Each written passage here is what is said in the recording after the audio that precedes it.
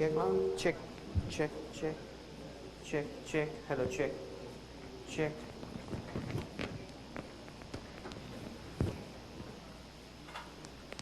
Check, check, check, check, check, hello, check, check, check, hello, check, check.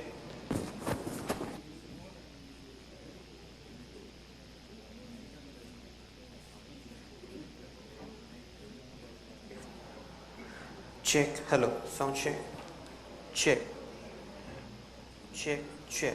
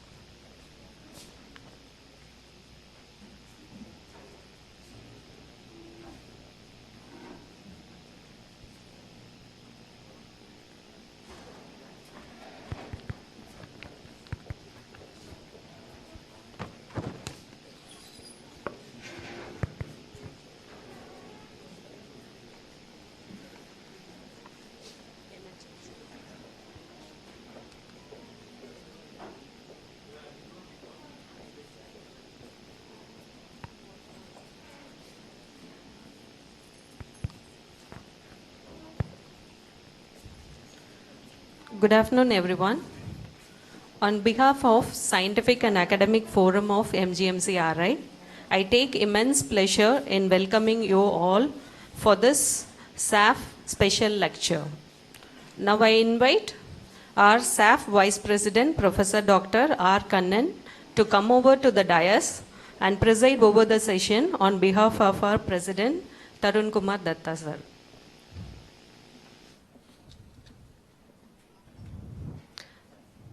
I consider it a great honor to welcome our Honorable Vice Chancellor, Professor Subhash Chandra Parija, onto the dais.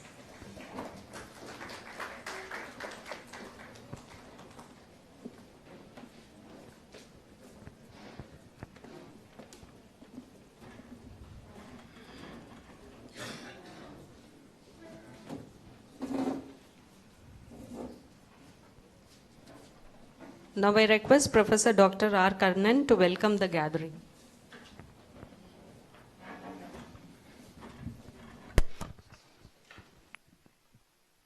Good afternoon. Check. Good afternoon to everyone. We would like to welcome you on behalf of Scientific and Academic Forum. I would like to welcome all the HODs, all the senior faculties, all the residents and interns who have come here for the special edition of Scientific and Academic Forum, for which we are having our Honorable Vice Chancellor who will be talking on covenants of excellence in medical education. Thank you so much, sir, for agreeing to give this talk. We would also like to welcome Professor Balaneru, sir, and Professor Joshi, sir, who will be talking about the molecular diagnostics. And the most important aspect of this event is, apart from representations from Mahatma Gandhi Medical College, faculty from Mahatma Gandhi Medical College, we have faculty from IGIDS and from KGNC, and we are also giving a live feed to the Satya Sai Medical College. We'd like to thank our Dean of Satya Sai Medical College, Professor Kotu sir, who had taken this initiative. And I'm sure we would like to welcome everybody there in Satya Sai Medical College who are also assembled there to listen to this special lecture. Without much ado, we would like to welcome our... Yes, sir. I request sir to welcome our Vice Chancellor with a bouquet.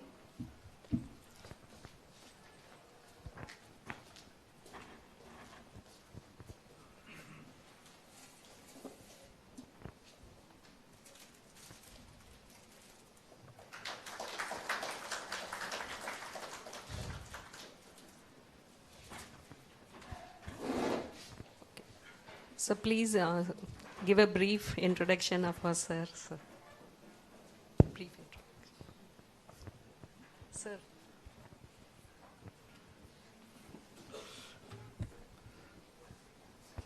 Okay. Everyone knows about our professor, our Honorable Vice Chancellor. Honorable Vice Chancellor had earlier worked as a director of JIPMER, and he has been, you pick up a Google page or you pick up any important thing about microbiology or parasitology, sir's contribution has always been there, either in form of an article, either in form of writing a chapter in a book, or more than that, he has contributed in writing more than 10 books for the medical fraternity. He has done so much of research. He has traveled extensively all over the world. He has been on the academic board. He has been a review member in various institutes in India, also in Nepal, in universities in Colombo, in Bangladesh, and in other SAARC countries also. And because of his extensive work, he has been awarded Dr. B.C. Roy Award. He has been awarded various awards. If you have to name it, it will take a lot of time. He has written about articles wise. He has always stood much ahead of us, where he has written more than 320 articles in high impact journals of national and international repute.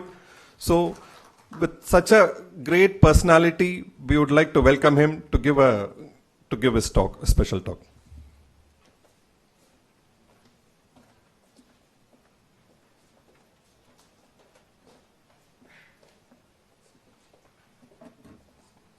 Yeah, this one, no?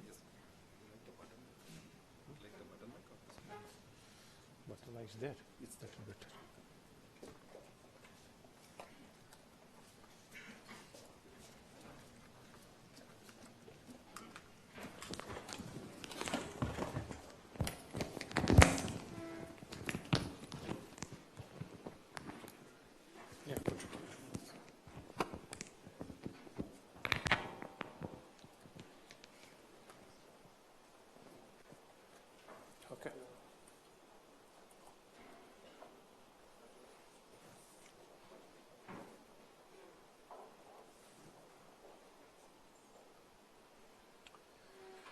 Good afternoon. Dear Professor Kanan, Vice President of Staff, Sri Balaji Vidyapith, and all esteemed heads of department of Sri Balaji Vidyapith, Constituent College, including Satya Sai Medical College, and above all, my dear residents, students, all the invited faculties. Yeah, I stand there, okay. Fine.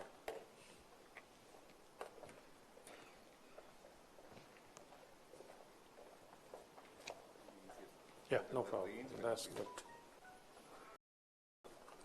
I can look without that, okay. Yeah, no problem.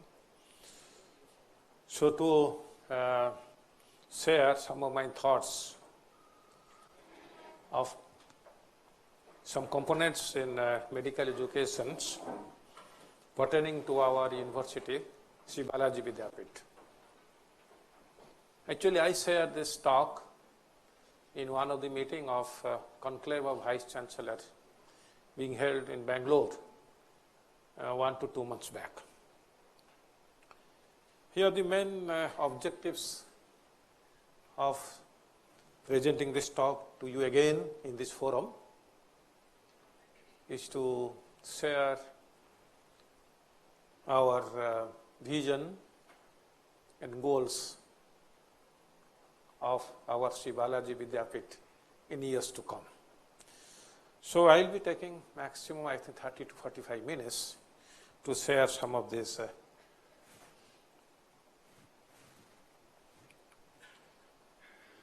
thoughts on this governance of medical education. To start with, you know, in 1940s, we had 20 medical universities in India.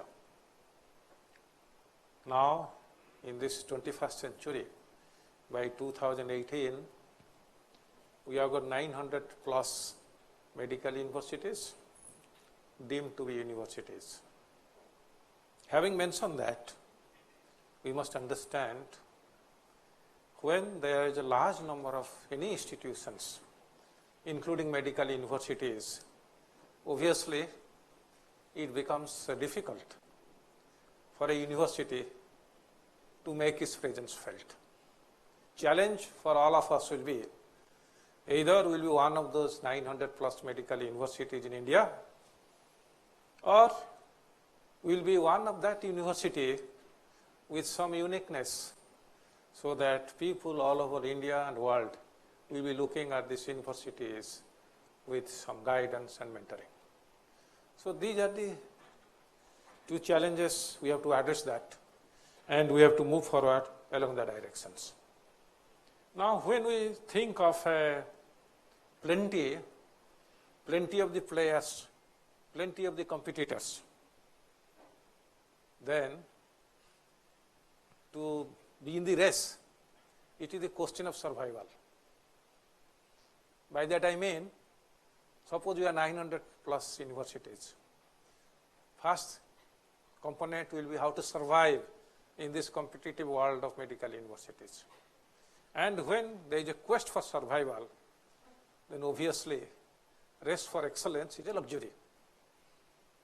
Because the scenario in medical universities in India, including ours, we are one among 900 plus medical universities in India. So we must survive to sustain our universities, to sustain our educational, research and clinical care activities. So if we think the reality of that, our educational system is that it's not groomed or developed to focus on the depth of training, that is the quality of training, but it claims success in a broader education.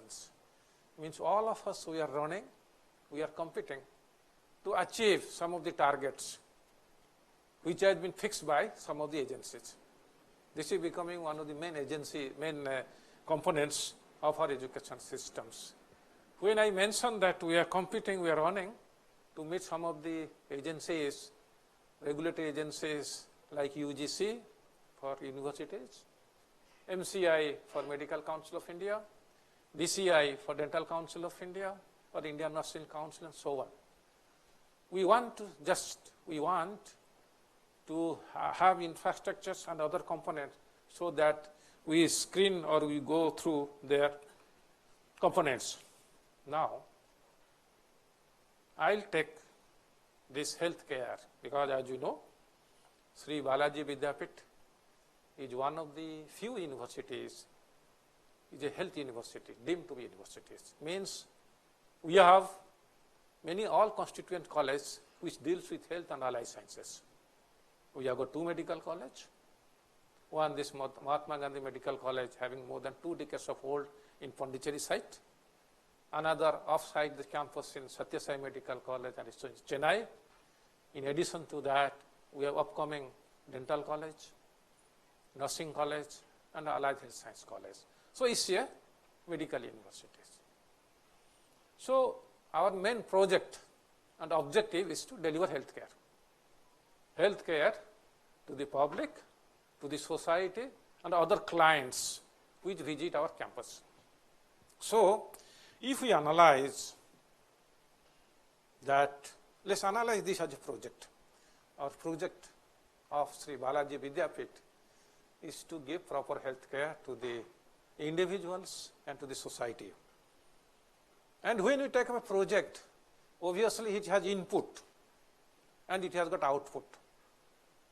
By that I mean, if healthcare is a project of Sri Balaji Vidyapith, output will be the MBBS, MDMS, DMMCH, PhDs, the way BDS, MDS, and so on. That will be output. For that output, we have some inputs. So what is the input? Medical education is the input. So these are the components of these assumptions, that these are the projects. If we analyze these components of the project, let's follow the best management practice follows worldwide. When we start a project, any project, not in health sector, non-health sector, the best practice followed by management experts in India and the world is that it has got many components. When you start a project, you must identify its goal. What is the goal of the project? And to achieve that goal of the project, we must have defined resources. Resources in the term of manpower, infrastructure, and finance. And activities. Activities of process means how to utilize what system will follow to reach our outputs. And last but not the least is outcomes. Now, for the benefit of my junior colleagues, residents, you must be very much clear what you should understand by the term output and what you should understand by the term outcomes. Now, for example, in this medical at MGM, RCI and Satya Sai Medical College Institute, we are doing activities. What's our output?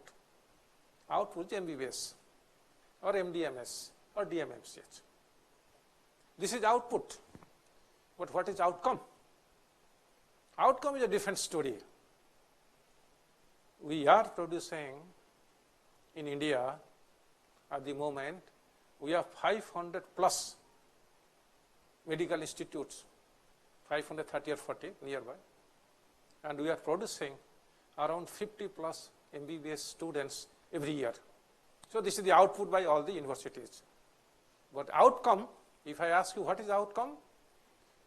Outcome, you are not sure about that, whether all these 50,000 MBBS students which are produced every year by 500 plus medical institutes in India are competent to deliver their health care. That is the most important. So outcome is the skill, competency you have confirmed to this medical student MBBS whether they can deliver the desired goals to the community or society. This is the outcome. So in this context, when we analyze We will see for the goals in either management, what do you want to achieve? That is first question. Because if this is defined, then you can execute the project. Resources, what resources are required? And activities, what the project does. And output, what the project produces. And outcomes, what the project achieves. And after all, why we are doing this project? To have some impact. Impact means how the project contributes to higher level strategic goals. So this is in essence in components of different projects when one has to invest or support. So when we asked what resources are required, then we must have measurable, defined input indicators. Indicator means resources, how much of money, finance we have to invest.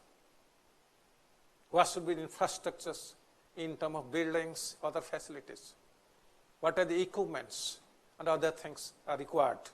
Or input in terms of the manpower. First should be the manpower, level of manpower, how many professors should be there, associate professors should be there, supporting staff should be there, other things. So these are the various inputs in terms of goal. Then next is, after this input indicators, now when we ask about the project does, what the project does, about the activities indicators. Activities indicator means, let's analyze our Mahatma Gandhi Medical College and Research Institute. What activities we are following to go for a outputs of MBBS doctors or postgraduate students or super specialty doctor is education, medical educations. So teaching, learning activities with patients and other supportive activities. That has been defined well in a set of programs called curriculum. So these are the, when we talk of indicators, then always in any evaluation of any medical institutions, we always focus more on curriculum. What is the curriculum? How the curriculum is designed? Is it recent or old? Whether stimulative or progressive? So these processes, activities are most important because it contributes to the output indicators. As I have told you, output indicator in the medical college is the how many students, MBBS students we produce. This year we will be producing 250 MBBS students per year, 80 or 100 plus postgraduate students, 8 to 10 DM and MC students. These are the indicator numbers, they are statistics. Then when we are sure that we are going to produce this number of doctors, we are working for this medical education, that is why we have invested in terms of manpower, resources and money, then the main question we tend to ignore, we are not bothered, is the what the project achieves. By producing this 250 MBBS doctors, 100 postgraduate students, 10 to 15 MCH students or DM students, what it means, what it achieves, why you do that? It's a personal goal, or it affects, or it makes an impact in the health care to the community and society. By that I mean, we have these manpowers so that we are training and we are allowing them to work in the society or community for the betterment of health care of the individuals as well as society. That is our main achieve. But what is the indicator? How we know that the students which we produce, they go and serve the society, are doing their job satisfactorily. And lastly, not on the list, is how the project contributes to high-level strategic goals, that is impact indicator. I'll illustrate with few examples of impact indicators. Now, if I'm a public health administrator, strategic planner, then I'll ask, by presence of Sri Balaji Vidyapith with all the constituent college in Pondicherry and one in Chennai, the first question is that the people in and around Pondicherry, how they are benefiting from the healthcare services rendered by these institutes. Is there any remarkable change in the communities and societies in terms of infectious and non-infectious disease? Is there a fall in the infant mortality rate in the people remaining around this area? Is there a fall in the morbidity and mortality due to hypertension and diabetes? Because this is the main achievable targets, how it makes an impact in the society and community. And when we think of an institute, we are so happy to quote the example of Harvard and other universities, because we do believe they have made a strong impact, not in the place where they are located, but nationally and internationally. That is why they are recognized. So, an institute will be remembered locally, nationally, or internationally if that institute has some impact in terms to reference of the healthcare of the individuals and community in that area. If that does not make any impact, people means if people don't benefit, why they'll talk about the institute? What is the impact? That is the essence of the story. And this thing, these components will be more and more in the future things to record. Now, first question, first component, I'll go on as input. Now, we are starting a university or medical college. So, what are the resources required in terms of input? Money, finance is the major force. Unless you don't have finance to sustain this university, medical college, it invests crores of rupees. Question is that, is finance same? Either a public institute, government of India or government of state will investing. In a private management has to invest. Money is same. Only different individuals are investing. So, input in terms of money, technical expertise. In question of this medical institute, technical expertise means the quality of the teaching faculties, professors, junior professors, senior professors, experienced professors, and other things. What is their expertise? What leadership quality they carry out to continue this system of medical educations?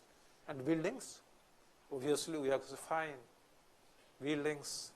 Unless you have to buildings, teaching learning activity cannot start. Equipments, and most important thing is regulatory compliance. When we are running an MBBS course, our hands are tight. We are under MCI. MCI tells us that for evaluation we cannot have a MCQ. We will have this sort of questions. That's what I asked here, medical education unit, that this university has done such a wonderful thing. Is known for its changes in medical education, but unfortunately we cannot implement even setting few MCQ questions in the final examination of first MBA, second MBA, third MBA, because MCI does not permit that. If we do that, we will be doing at own risk, because MCI inspector will de-recognize our course. This will become essence of the story. But we have the ways to overcome that. If it does not allow in the summative examinations, we can start in the formative examinations, because they don't prevent us, they don't tell not to do in formative examinations. So, this is a hide and seek game, but we have to adjust to that. But this is the disadvantage for regulatory. Similarly, like dental college, they have got DCI, nursing college, nursing council, means they are very specific. And sometimes, as I told in the beginning, when we are surviving, quality is a luxury. When we are surviving here for MCI recognition, DCI recognitions, we feel restricted for any experimentations. So, that's what happening. And regulatory curriculum, they tell you do innovation in the regulator, but who will take responsibility? Who will take accountability? The innovations, changes you are doing, if it is not taken in right spirit by regulatory bodies and our institute recognition suffers, who will be responsible for that? That's why people are not that enthusiastic. So this is but these are some of the input we put in a system under tight rule of many regulatory bodies. We have got NAC, all those things are there, UGC curriculum, everything we have to follow. So as a result, what happened? A clonal campus system is created. By this I mean, if you find 500 medical institutes in India, we will have same buildings, same lecture halls, 250 or 150 experienced people, more or less same, smart logistic, a place where the learner awaits to meet the seeker. So there is some cosmetic difference. Means we will have same Manipal, Mahe, CMC, all those things, but slightly some 20-30% change, but clone is same. And you see this is a beautiful picture. A fisherman is waiting to catch a fish with patience and perseverance. A fish will come, he will catch, again he will go for another fishing. Similarly here, we have started these institutions, and every year we are looking for 250 MBBS students, 100 MDOMS students, and so many students. Dental college is waiting for 50 or 100 students. Of course, in earlier years there is recession, now demand is picking up because of this clonality of the cells. Now, after these inputs, let's discuss the activities. Activities, the medical educations. You see those two young boys, they are running. Now, unfortunately, our system, activities, we are all running. Students are running, faculties are running. They're in the race. They don't know. They are telling to do what other people are doing. We don't have time to think that we are running for what? To reach where? Because we do this training program, quest for survival and value addition to the inputs. We wish if there is 100% admissions in dental college, 100% admissions in nursing college, of course medical college, then we'll tell that yes, our quality is good, so that people are coming and running here. And if we have 100% pass, then many parents will be very much happy that we'll put in this medical college or this dental college and nursing college, so result is good. And so sometimes what we do to have some value addition attractive, we use some global teaching and learning system. We tell we are following European system, American system, other things to the system, so that people will, because our inherent weakness of Indian system mind is that everything outside India is West, ours is lost. We always blindly follow West. Foreign country, anything done in India, they will look down. But same thing exported, imported, we will be very happy to accept it. So same thing, so the moment you put more abroad things, people will be happy to come. So there is a competition to align with global institutions. You analyze any universities. We boast of MOU with 30 plus institutes. Manipal would have boasted, I have issued with 100 institutes.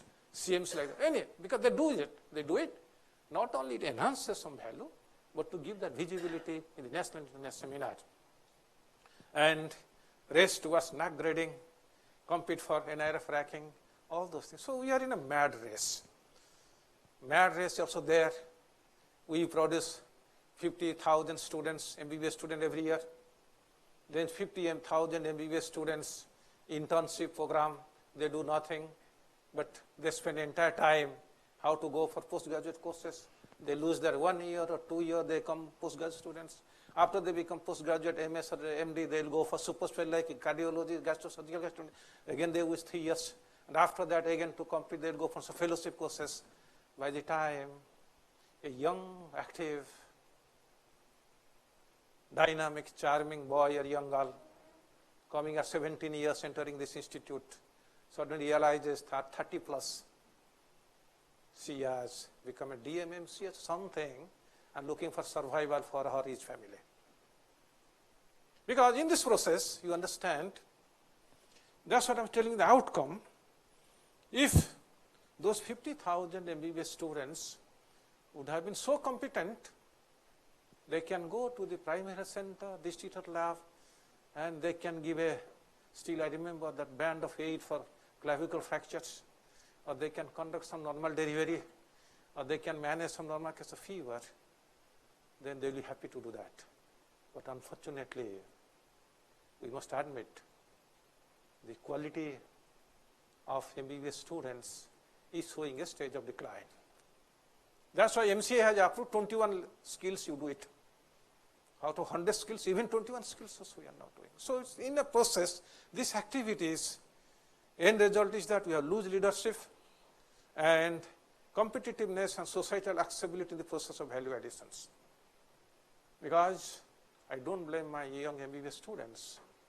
They are trained in such a beautiful system like here, mentored, cared for, but when suddenly they are exposed that they are going alone in a district health center, they feel lack of confidence. How to manage? They do not only academic activities, clinical activities, lot of other activities for the government of India's health policies. So this is where the institution lose the impact tract and they end up nose deep in the output quicksand. So this is a challenge, how to avoid this system. That is why MCI repeatedly coming out, changing the curriculum, have a skill-based, competency-based MBBS students so that they can serve not only the urban populations, but the rural populations and the people and the societies with less facilities. So, okay, then we have discussed input, we have discussed the activities. Now, that's the output. And exactly, output is undergraduate MBBS students, postgraduate MD, MS or DMMC students, and we produce, India produces those graduates because they have been certified, because they have gone through the process of evaluation. Our college is certified, university is certified, after they are certified, but with limitation to work in a limited capacity. Suppose I send after MBBS with intern, you go there in a district health center work, manage independently a case of cesarean. He or she cannot do it. Lacks confidence. Somewhere something is going wrong. And because we are having lot of limitations. So in the end result is that this output number remains static. Number no issue, but there has been a lot of compromise in quality care. The input resources ends up to production factories. We give off our statistics in INR of NAC. Every year we produce 250 MBBS students, produce all these things. Statistics correct. We give you that fact. Just like limited, we are doing that. But the competitive demands in the output agenda chokes the institution to slither away from societal ratifications. Campus breed embraces corporate culture, further distancing the seekers. Technology becomes geared in the seekers. Here seekers are the patients. They are our clients. The patients and their relatives, they come to the hospital. And when we are asked to go to the field, we are scared. We are afraid. Because what to do there? There is no facilities. There is no infrastructure. How can I go manage a case? So there is a great separation between the patients and the doctors in the clinical practice. So that is outcome that this project, we are successful in fulfilling individual and institutional wants. I am happy that my child has become a doctor. That person is happy that he has become a doctor. Parents are happy that the children are doctors. And the institution are happy we have produced sufficient number of doctors. But learner seekers experience or service is mostly limited to campus. In this campus, same holds true for all. We are not exposed, our students, undergraduate and postgraduate students, to have an experience in a system that is reality. Means they have to go to the outside of the institute. That system is not being encouraged. And now, focus on technologies. I remember when I was an MBBS student in 1970s, and now at fag end of my career, after 65, 66, the strength on this education is slightly, completely different. During 1970 and before that, it was experience-based medicine, skill-based medicines.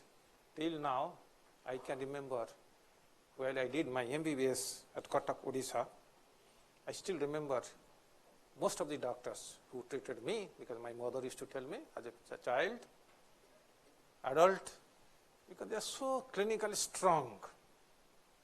That time there was no CT, no MRI, no invasive infoximeter, no molecular diagnostic test. But they used to examine you, they used to give a diagnosis, and they used to manage. And they are well known because people used to go to those doctors because they believed in their competency, in their clinical skill, and they are confident of diagnosis and management. But now, that was most of the UK system of medicine. But now, last 2 decades, we are shifting to evidence-based medicines, American system medicines. Means here, due to some condition or other, and earlier, doctors used to spend a lot of time with the patient, their relatives, 10 minutes, 5 minutes, 20 minutes, and parents, children, they're so assured, oh, I went, talked with the doctor, 10, 15 minutes, he told me not to worry, I'm not worried. But now what's happening? Patient comes to you, to me, if I clinicians, yes, what's the problem? 1 minute, before he or she completes, there will be 100 of slips, CT, MRI, ultrasound, PCR, all these things, we give it 50 tests. Then patient goes, because he has not yet expressed one, but still, yes, we know, don't go that fast. Then he or she will go do 20 or 30 lab or evidence, because evidence-based medicine, we do believe that you won't believe even your skill, but you believe this result. So when they go to evidence-based medicines, use technologies, they come out with a result. But you must understand, when you want evidence-based medicines using sophisticated technologies like CT, MRI, ultrasound, other things, who pays for that? Poor patient has to pay for that. That is why earlier in 1940s, 60s, healthcare was inexpensive. Government could subsidize, government could give it. But now, with this so much of technological based diagnosis, all these tests are there. If I am a private player in this hospital, I invest 15 crores for the city, I have to take a loan of 15 crores, give a interest, pay by the principal. So all that money, I am not going to pay from my pocket. I have to take from these patients. So that is why in these 2 decades, the main cause for concern is that patient is paying too much. And when patient pays too much, who are not affected? Those people, clients, whose health care is taken by their employers, they are not affected. But the common people, poor people, nobody gives a support, either insurance or other things. They have to lose all the properties to have this modern-based technology.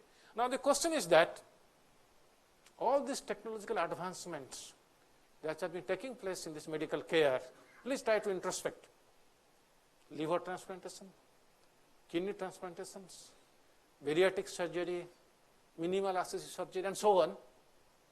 Is it only for the high-rich people? No. If you are doing only technology for this high-rich people, then we are not ethical, because our medical health system should not discriminate between a people who can pay, who cannot pay. If it does, that's unethical. We are not doing the correct things. So that is why the question of insurance is coming. Unfortunately, Government of India is trying to address situations by launching this Ayushman scheme. Our Tamil Nadu health insurance scheme, other insurance scheme are trying to have some buffer by this health insurance scheme. But we have to accept this technological based evidence medicine is becoming very expensive. It's a challenge for all of us how to address this issue to make a system in which we can deliver all this healthcare technology not on the base of money but base of the need. So, end result of this outcome, we have this patients in the community gain confidence in the healthcare of next door. Sometimes now, suppose a patient from this area does not come to my hospital, goes to some other hospital, that indirectly reflects the quality or some other factors. We must take note of that point. Why people are not coming, or if they are coming, what things we have a strong strength, how to develop it further. That is what we must introspect. Now, you see NAC and other things, there are many ways to know that our products, how we evaluate our products, that multi-source therapy by patients, if they tell your doctor is good. That means certifications, relatives, they tell no, it's very good, treatment is good, I'm coming here, doctors are so friendly that they're treating me well. Community feels because of this institute, our health parameters are improved. Policy makers, government and other healthcare workers, their perception is different. If they give a good certification, means our product is better. So, in this scenario, what should be the impact? Impact is patients and students' experience is the impact, I do believe. Learners is our students, faculties, all our learning is there, and seekers are the patient. If that experience between the learners and speakers is good, it makes a lot of impact in the individuals as in the community. There are different components. One is establishment, goodness, value. What happens next? Evaluation of the knowledge of the students means outcomes, either that will matter to the patients. 3, effectiveness of medical education program, curriculum, educational research. Now, when we talk of research in education, there is a common, I think, out of context. People do believe just by training, education, by art of teaching, it ends with that. It's not like that. Research in education is a specific field by itself. If we want to do something, come out with education process, we must invest heavily on research and educations. And most important component, what we are lacking, and we should know that community-based learning, community-based learner and seekers experience. If we have a strong component, that will help the quality and will promote to the pyramids of excellence. So, these are the ideal ways, but sometimes how to monitor it. So, let's have some indicator checklist. For example, to attribute the impacts described in the indicator to the project outcomes, we must analyze what impact we need to make in the society, how to analyze that. To conduct a situation analysis to identify similar projects being conducted by other organizations and to consider adopting such shared impact indicators, because we must believe there are so many good institutes. Let's follow their best practice, adopt them to our institute, because every time you cannot develop your own best practice. If you see, CMC has got excellent practice in certain areas, and if those things we can adopt for the betterment of the patient and teachers, adopt that. We adopted to this in infrastructures. And to consider pooling resources with developmental partners. Now, it's becoming technological developments. Equipments are high. No institute in the world is self-sufficient. You have to collaborate, cooperate, and join hands together in a field of research or education so that you get best facilities from other institute, and they get our best facilities. So this is the trend now being encouraged worldwide, even in India. Please try to consider pooling resources. The days are gone that you should that everything you should purchase, keep in your four walls of the room, not to share even with the colleagues. That does not signify the progress of yourself or for your department or for your institute. So pooling resources is one of the most important component. Now, impact data. We have to collect impact data for a number of projects by creating a shared administrative database or joint commissioning a public survey. Because these are some of the areas, if you follow the best practices of international reputed universities, they follow this trend, this system. They have a joint programs, share database with others, so they learn from them. And to make sure impact indicator reflects the plans and priorities of the national government partners. Because when we are here, we are bound to implement the policies of our governments. Because after all, national government is implementing certain health policies. They are prioritized. So you must involve them, so that if we involve them, not only get the support, but to make an impact along with the government policies. And most important thing, that we lose the track if we don't move along the path which does not take or does not consider impact indicators for pro, poor, age and gender sensitive. There should be a system, impact indicators that should clearly define the contribution of the university like ours, which are pro, poor, age, old age populations. We must be sensitive, and like our Indian culture, be sensitive to gender issues, respect to women and others. So these are some of the components which builds of the quality of a university in including a medical institute, and that is the basic components of any international university. You study and you will understand that. Now, data as indicators.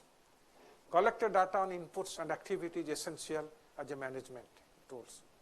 For example, I will tell you, last year, Pondicherry, we have a lot of cases of dengue. There are certain areas which are hotbeds of dengue. This occurred during this time of this season.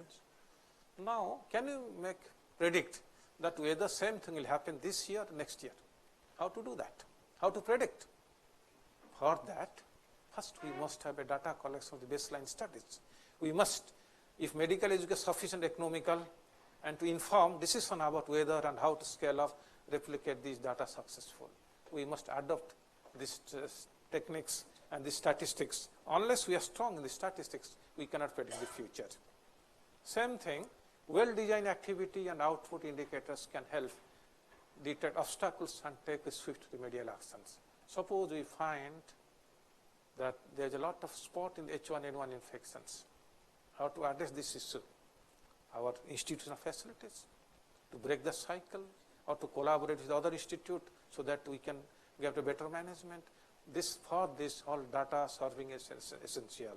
Hence, by separating outcomes and impacts by region or comparing data for different demographic groups, indicators can provide information how healthcare benefits are distributed and highlight the areas for improvement. India is a unique country.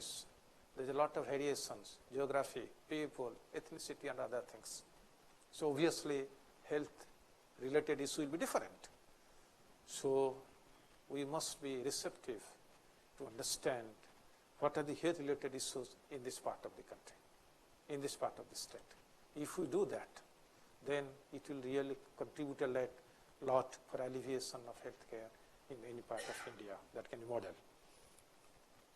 So now I will share some of these sources for data, how we do that. Administrative data, for example, we do collect a lot of data. Our faculty, students, residents, routinely by institutes. Now public surveys, one way is gathered through survey of general public, and expert surveys, then gathered from individual with specific knowledge. We call expert people, see them in symposium, other thing, conclave, and we try to discuss and identify this knowledge with this expert survey. Focus groups, perception gathered from engaged in interactive groups, and observations gathered by research in field staffs. So these are the different ways one can get the data sources for quality management, because the essence of quality and quality management is that your data should be of quality. And there is not a single way to get all these data. There are different ways in which we can get data, like expert survey, focus group, and so many things. And documents and registrations. All this data, if analyzed and interpreted, will help you a lot for formulating a policy and other things. Now, indicators of impact, finally, the society. Community-based learning system should be the input instead of solely depending on the hospital-based learning systems.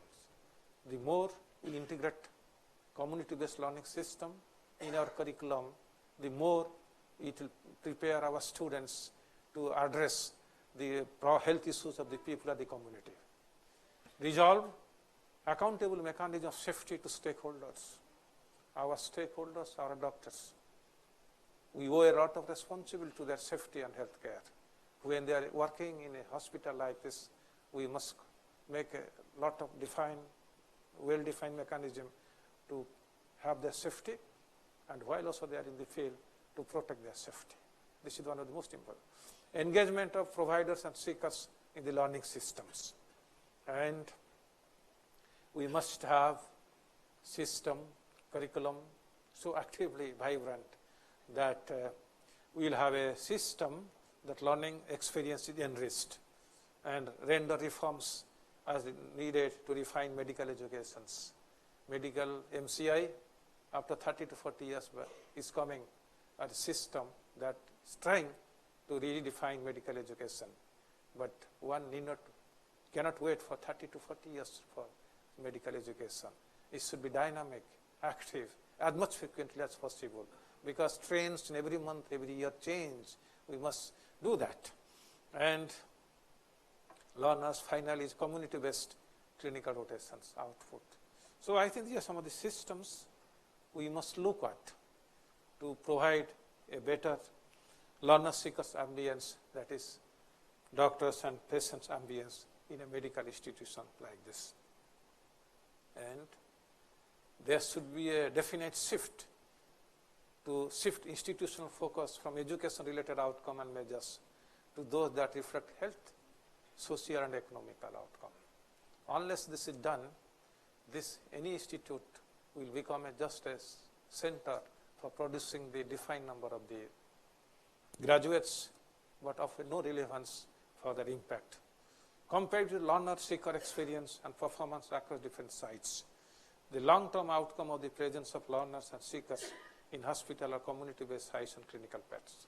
So these are some of the measurable impacts. I wish our medical educations, our strong faculties, all of us are here. We should put our heads together to address some of these impacts. I'm not that over-enthusiastic, but definitely I'm enthusiastic. If we address many of these components over the period of months and years, we will address many of these things and we will reach certain goals, if not all. And that will be a terrific achievement for all of us. But we know that when we design project with everything, but sometimes best planned project falls. That is the part of any project. So there are a lot of project failure cases. We can predict, because you must understand, nobody defines a project, implement projects to be a failure. Nobody tells that I'm implementing to fail it. We want to succeed it. But when it becomes innovative, due to some of the regions, in lot of problems like insufficient resources, unforeseen obstacles, conflicts, when the project fails, or flaws in project design, cooperation. So there are many factors which may contribute to our project delivery of healthcare system to the community fail. We not only lose our heart, but we have to start it again fresh. That is what is a continuous process. To summarize, I will tell branding, because we have got strong components. The fact many young people today want to solve problems facing the global community. That is the advantage of globalizations. Earlier, 50 years back, we are confined to only our regional, national. But now, this globalizations, there is no limitation, no problem of ours, not by others, but still we want to address that. Hence, they need to be engaged and empowered, and that is what we at SBV is meaning for years to come. We must have educational programs, services, and research contributing to the needs of the society. I hope that should be the pragmatic vision of Sri Balaji Vidyapith. This may be a simple statement, but it needs continuous planning, perseverance, and working in a team to make some change effect in our services, program, and research, so that in some areas SBV can make some impact for making a change. The tact. Just to conclude, the famous educationist, the university should be showing the society where it should be going rather than just responding to what it wants.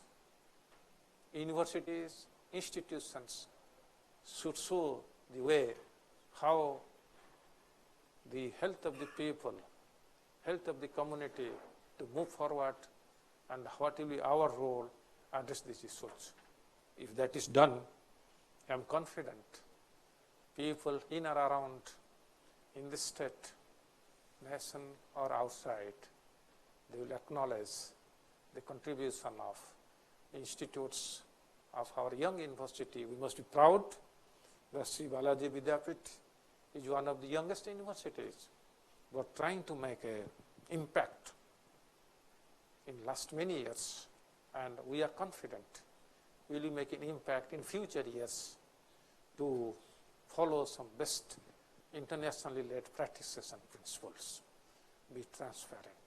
If it is done, I am confident in the decades or 2 decades to come, if we follow the right track, we will have a university, not among one of the 900 plus universities, but a university is one of the universities where you are proud, you will be proud to be as a student, you will be proud as faculties, and patients and their relatives will feel happy to come to these universities.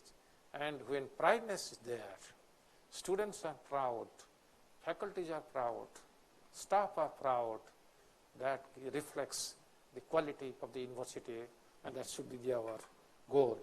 We each and every one of us must be proud that we belong to this youngest university, and to be young is a blessed system. I cannot be young, I become old.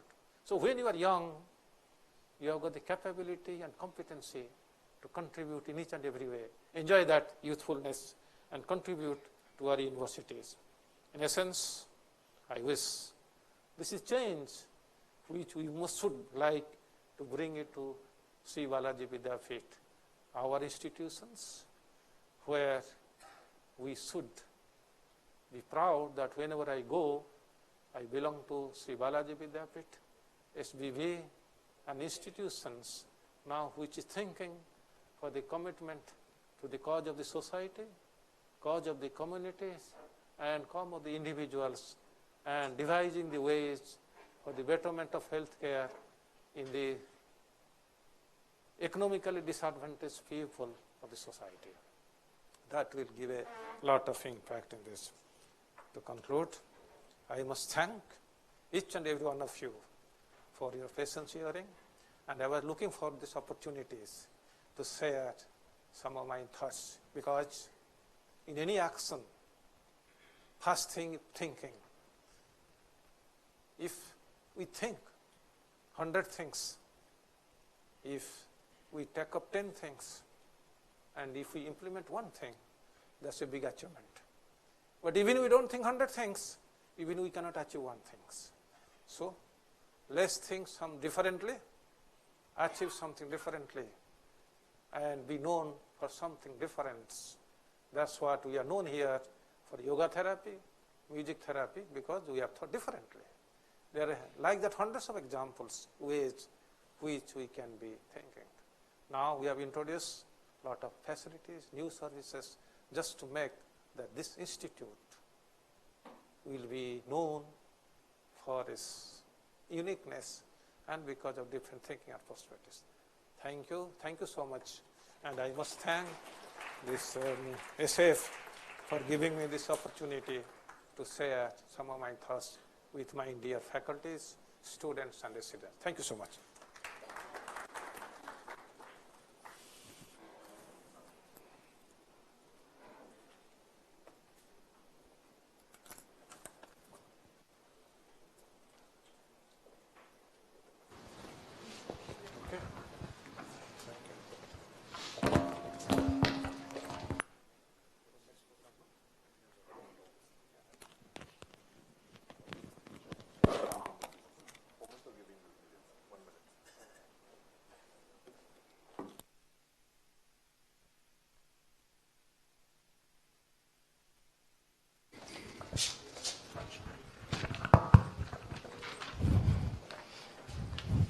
So thank you, sir, for an excellent talk. And we assure you that under your able guidance, we can achieve a best healthcare system with minimal failure by implementing proper inputs of medical education. Thank you, sir. Now I request our Vice President to honor our VC with a memento.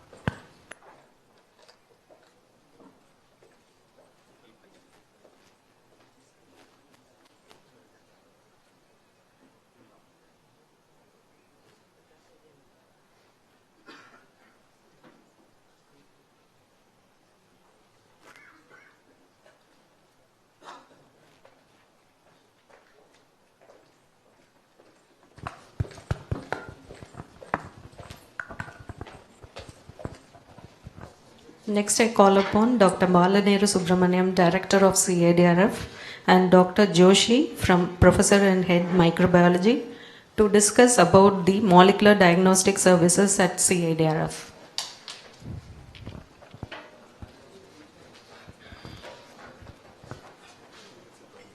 I can sit down.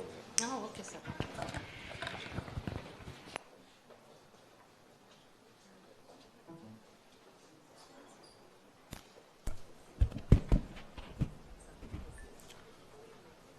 Respected Vice Chancellor, Professor S.C. Parija, Dean of Research, Professor Adityan, Dean of MGMCRI, Professor Ravi Shankar, Dean of Satyasai Medical College, Professor Kotur, senior professors, faculty members, and dear friends. It's a pleasant surprise to come here on stage today. I was not expecting to do so. I'll come to the story a bit later.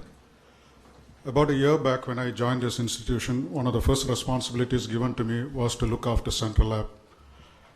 And the mandate given to me was to look after all the three departments, bring it to a certain set of order. And one of the things that I asked immediately at that point of time was to give me an infrastructure. I was really pleasantly surprised. Within a month's time, the project manager came to my room with a drawing, and I was really surprised with the speed. In the meantime, when I saw the drawing, an area has been marked for molecular diagnostics. And that was at the insistence of our Vice Chairman, Dr. Prashant. That really struck me because I was only looking for the initial infrastructure, but never in the molecular diagnostic part. As you all know, it requires a lot of infrastructure. You need expertise, both of which are available in our institution. CIDRF is there as a lab with all the equipments, and we have expertise led by Dr. Balaneru and his team. We had a lot of discussions regarding this in the past few months. We never put it into work. We had sent communiques to the consultants.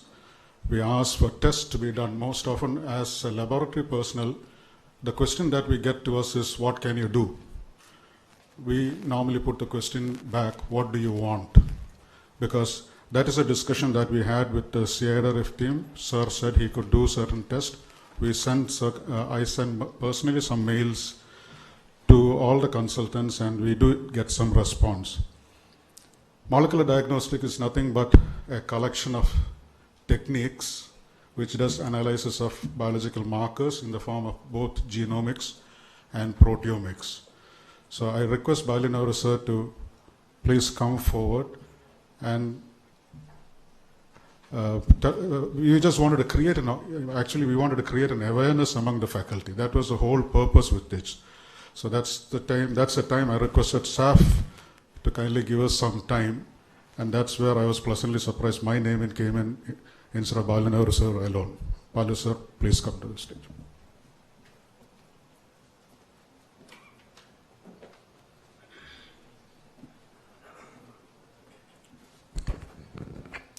Very good afternoon to all of you. I will not take much time, but to stick to the subject of sensitization. This is simply a sensitization note that I am going to share with you. I'll be your friend in the course of this molecular diagnostics. Feel free to answer you and try to get you some help. Okay. And my background is, I did my master's in medical biochemistry from JIPMER, and I did my PhD in biochemical oncology, and then I had about a decade and a half of experience in the US, and I have come back here to serve Sri Balaji Vidyapith. And my entire career I am associated with medical institutions. My degrees are in Faculty of Medicine.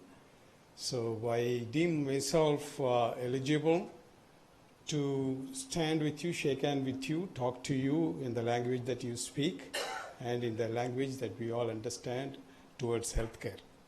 With that simple and humble introduction about me, I would like to invite you to molecular diagnostics. I teach language of medicine, but I don't want to do that now. But there is a definition for diagnostics. Most of you know, senior people know. The word that ends with ICS, X means the process. Diagno is cutting across. You cut across a process to get a deeper understanding of what lies behind. Is a simple definition of diagnostics.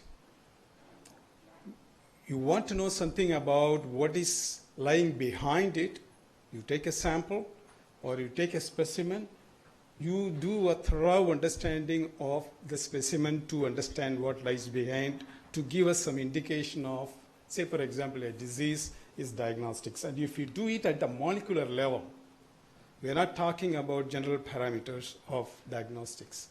It is at the molecular level, which means you go at the genomic level or at the proteomic level. Okay.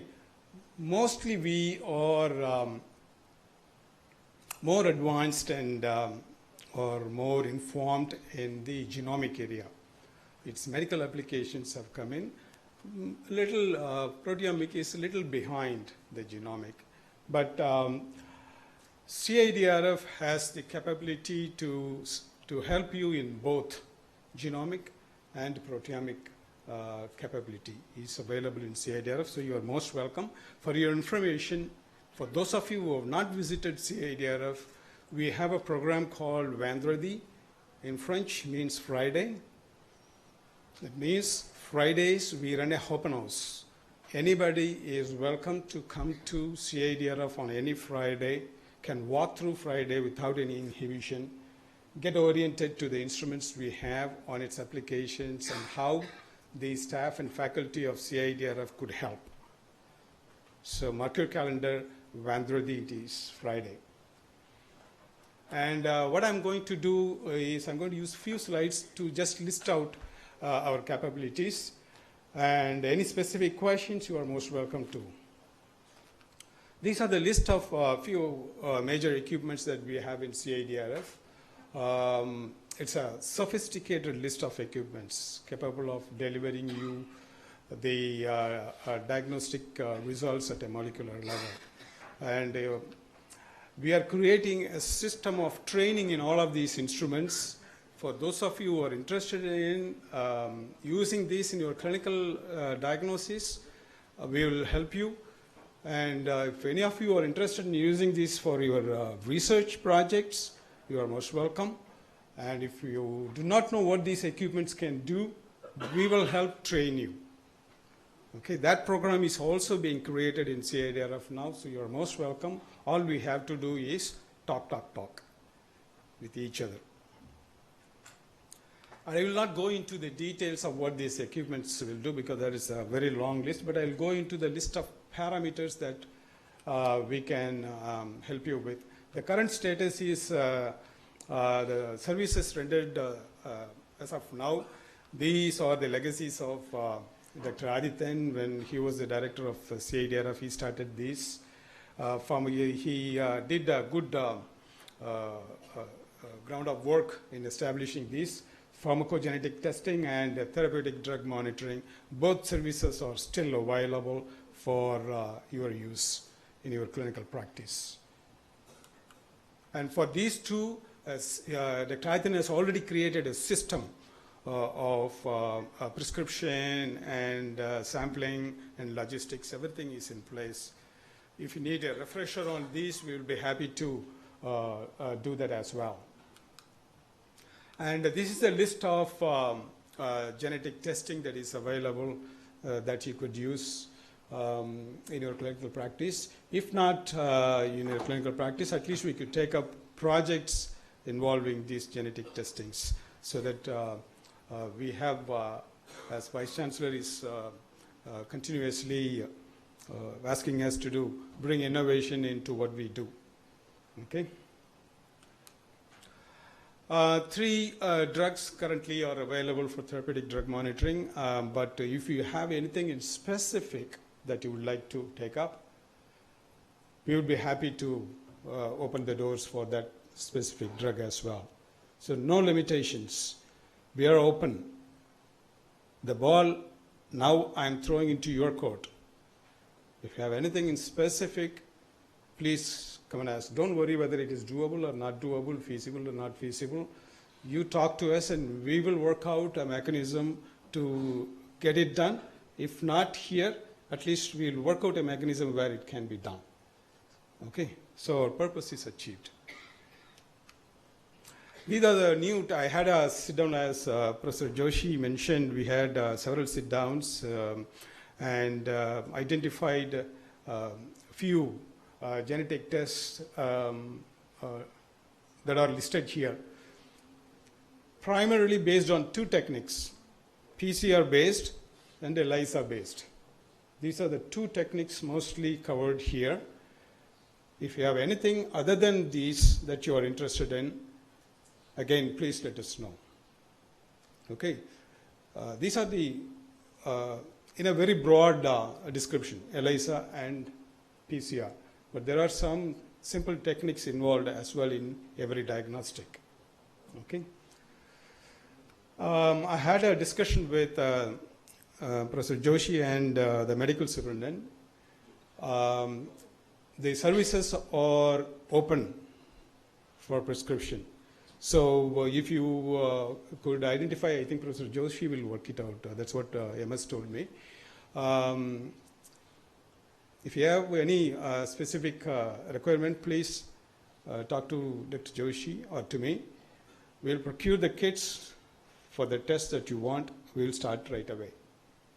Okay, so the ball is now in your court. We are ready to serve. And these are additional tests we are proposing. Again, ELISA, PCR based. We are very strong in PCR. CIDRF is very strong in PCR. We have enough faculty qualified to run complex PCR analysis. Expertise is available. We have state-of-art equipments.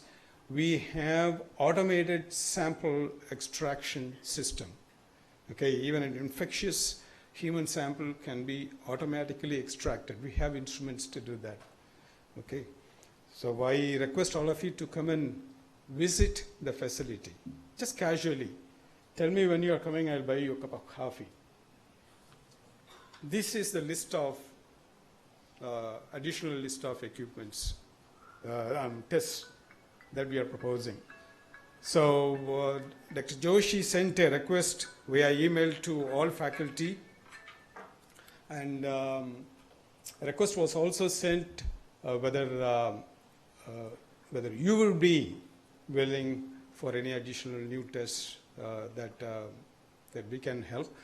Department of Medicine came up with a panel of tests, and I request all other departments and clinicians to consider proposing new tests.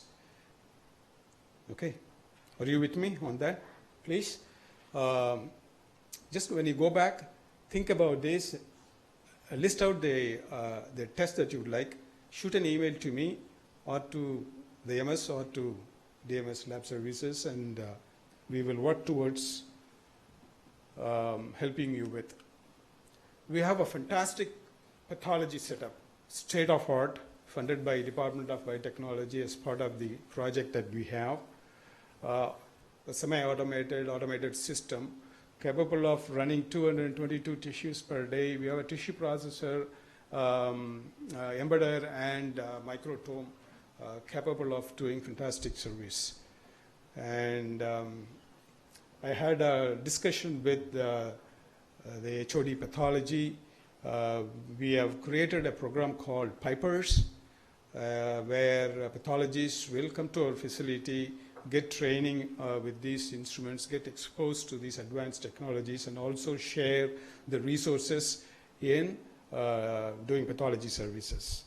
So if any of you are interested in learning about these instruments, you are most welcome as well. All the instruments in CIDRF are open to anybody who is interested to take a training on. Okay? If you are interested in, you are most welcome. Then we have the capability, we have a semi-automated clinical analyzer that is capable of these tests. I request the biochemistry HOD to consider these into the list of services that they provide. And if we could share or we could help, we would be very happy. We had a discussion earlier, but this is something to consider on an expedited rate to kind of involve us more in the services. We have an hematology analyzer as well. All of these instruments were purchased out of the Department of Biotechnology, Government of India funding. So these instruments are available and these parameters can be done. We have an urine analyzer with these capabilities. I believe if you have any specific requirements for hematology or urine analysis or biochemistry, we can buy.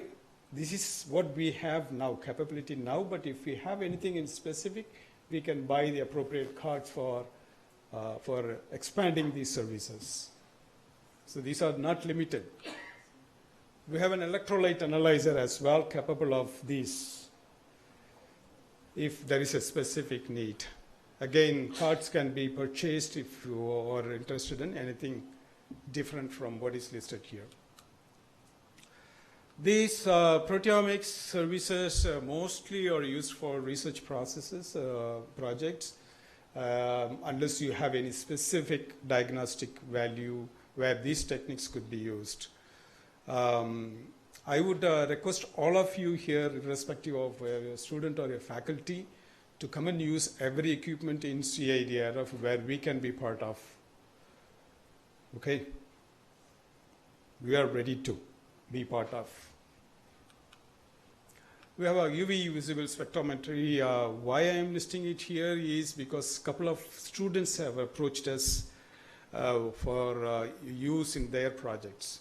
So This is also doing a great job in helping research projects. And with that, I conclude. I have listed my email address there. Please note down. I don't see a lot of you noting down, but please note down. But you can stop me. I keep running around in campus. All of you know with my attire easily identifiable, so I could be stopped anywhere for you to ask me any question in this regard. I'll be very happy. I run a free office. Anybody can step in anytime. No appointments. So please, only if I am in meetings, I will not be available. If I am not available, don't worry. I'm going to leave a notebook on my door. So if you come to my office and if I am not there, leave your number and name. I will get back to you. This is a guarantee. Okay? Happy? Are you all with me? We will do diagnostics, molecular diagnostics. And those of you who are interested in molecular diagnostics, I have a different perspective of how molecular diagnostics could be taken up into your learning process. I have a different understanding. I have a different experience as well. So if you are interested, if you sign up with me, I will take a class for you. Not a class, share of my understanding. Different perspective. If you are interested, sign up again on the notebook when you visit my office. So a visit to my office is warranted. When you visit my office, I will show you my lab. And when I show the lab around, I'll buy you a cup of coffee. That's the deal. Okay? Are you all with me? Thank you.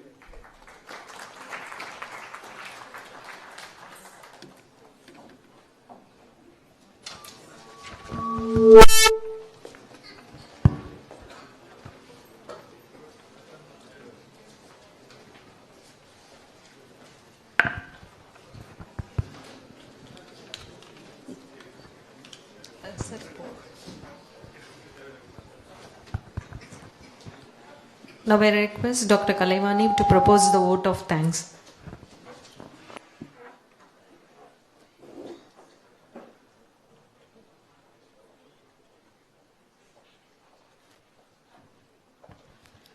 It's my great privilege to propose the vote of thanks on this occasion on behalf of SAF MGMCRI. First of all, I would like to thank our Honorable Chancellor, Sri M.K. Rajagopalan, for his constant support and motivation. We thank our respected Vice Chancellor, Professor S.C. Parija, for his valuable presence and motivational talk. We thank our respected Dean, Professor M. Ravishankar, Sir, for his constant support and encouragement. We thank respected Dean Satya Sai Medical College, Professor Premnath Kotur Sir, for his active participation. Our sincere thanks to respected Registrar, SBVU University, Dean Research, Dr. Adityan Sir, for their valuable presence. We thank our General Manager, Admin, Mrs. Asha Suresh Babu, for her constant support. We thank Dr. Balaneru Subramaniam, Director, CIDRF, and Dr. Joshi, Professor and Head, Department of Microbiology, for their thought-provoking short speech on molecular diagnostics. Thank you, sir. We thank all the respected heads of various departments and senior faculties for their valuable presence. We also wish to express our gratitude to all the faculty and students for their active participation. We would like to thank all our non-teaching staffs for their support and venue arrangement. If I miss anyone, it's not intentional, and pardon me if I do so. Thank you all once again. We request you all to join for a cup of tea. High tea. Thank you.